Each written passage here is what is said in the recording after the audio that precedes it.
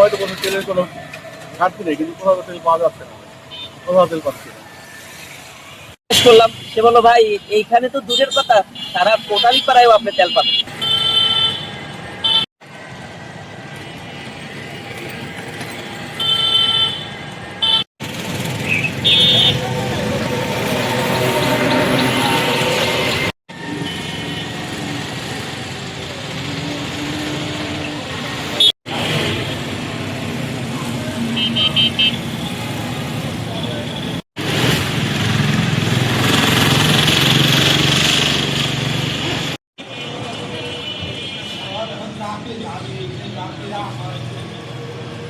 কই যাবেন?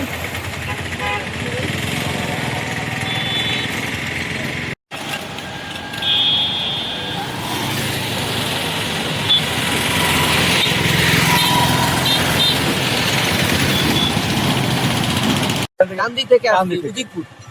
কান্দি থেকে আসছি 11 কিলোমিটার পথ ঘুরলাম, কোথাও কোনো তেল নাই। এই যে পাম্প দেখলাম, পাম্প তো বন্ধ।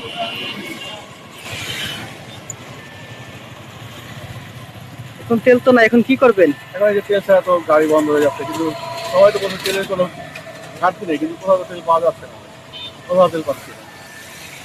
জিজ্ঞেস করলাম, সে বললো ভাই এইখানে তো দূরের কথা, সারা কোটালি পাড়ায়ও আপনি তেল পাবেন। কিন্তু অন্য কোথাও এই যে এখন আমরা তো অনেক বিপদে আছি, গাড়ি নিয়ে এখন বাসায় তো বসতে পারতেছি না। আমাদের কোটালীপাড়ায় একটা এই তেলের পাম্প, ঠিক আছে। আগে এখান থেকে তেল নিতাম নিয়মিত, এখন তেল পাচ্ছি না। এই তেলের কারণে বাইক চালাতে পারতেছি না। আমরা খুবই তেলের সংকটে আছি কোটালীপাড়ার সাধারণ জনতা।